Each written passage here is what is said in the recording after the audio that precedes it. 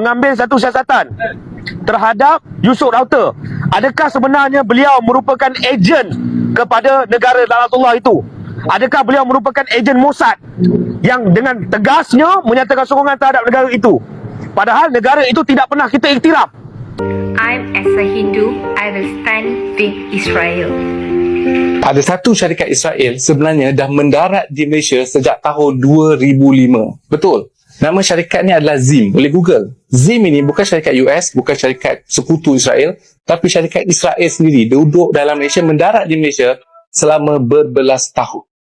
Pagi tadi saya buka Twitter dan saya tengok yang paling trending adalah hashtag I stand with Israel.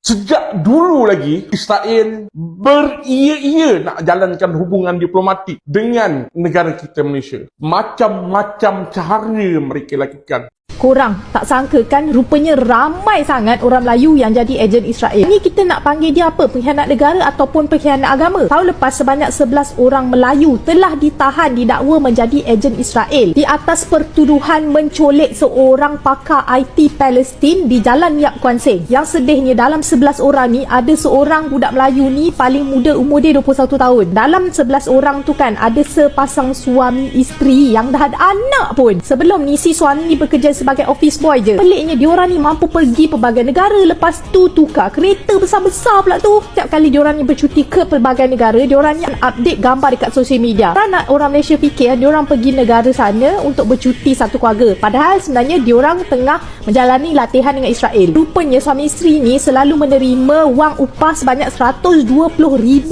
setiap bulan daripada tahun 2018. Maksudnya memang dah lama lah diorang buat kerja ni, cuma baru kantoi tahun lepas. Sebab apa diorang kantoi? Sebab diorang tersalah colik orang. Diorang nak colik pakar IT Hamas, tapi dia pergi colik kawan dia tu bernama Omar. Omar ni telah diseksa dengan teruk tau. Yang 11 orang ni diorang selalu video call tau dengan Mossad dekat Israel. Setiap kali Omar ni tak jawab soalan diorang, setiap kali tu Omar ni akan dipukul. Sehari selepas tu Omar telah diselamatkan oleh pihak polis. Lepas tu kan pada 28 September 2022 ada 2 orang warga Palestin ni pergi Avenue K Kuala Lumpur untuk makan. Diorang ni parking kereta dekat satu apartmen ni lah, apartmen ke hotel macam tu. Tiba-tiba ada 4 warga Malaysia ni serang diorang. Pelik kan, kenapa orang Malaysia nak serang orang Palestin ni? 4 orang warga Malaysia ni bukan nak berompak 2 orang Palestin ni, tapi sebenarnya 4 orang ni ejen Mossad. Diorang ni sempat colik seorang je, lagi seorang tu sempat lari minta tolong dekat orang yang berdekatan. So, mangsa yang terselamat ni buatlah report polis. Mangsa lagi seorang tu telah dicolik dan dibawa ke Hulu Langat. Lepas tu kesian gila korang, dia memang telah diseksa kau-kau oleh orang Malaysia yang ejen Mossad ni. Polis berjaya tahu jejak kereta ni ada dekat sebuah chalet di Hulu Langat. Polis serbu dan selamatkan orang Palestin. Mereka semua ni dituduh dengan Seksyen 3 Akta Penculikan 1961 baca bersama Seksyen 34 yang memperuntukkan hukuman gantung sampai mati, penjara seumur hidup dan boleh dikenakan sebatan. Jika korang ramai sangat ejen Israel dalam Malaysia ni,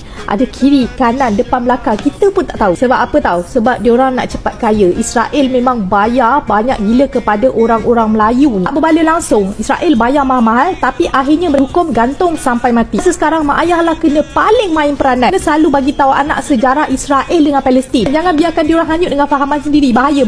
Share video ni kepada semua orang Melayu yang korang kenal. Jangan jadi pengkhianat negara dan juga agama. Malaysia dan Israel ada hubungan rahsia. Secara asasnya, Malaysia tidak mengiktiraf Israel dalam perdagangan ataupun politik. Sebab itu semua rekod rasmi termasuk UN Comtrade menunjukkan bahawa Malaysia tidak ada sebarang perdagangan dengan Israel. Tapi rekod daripada Israel menunjukkan bahawa Malaysia ada melakukan import dan ekspor daripada dan kepada Israel. Kes ini kebanyakannya berlaku disebabkan oleh negara transit yang digunakan oleh pengeksport dan pengimport daripada Israel dan Malaysia. Ada satu laporan daripada Malaysia Kini tahun lepas menunjukkan bahawa lebih daripada 30 syarikat Malaysia mempunyai hubungan rasmi, ada sijil kosher daripada Israel.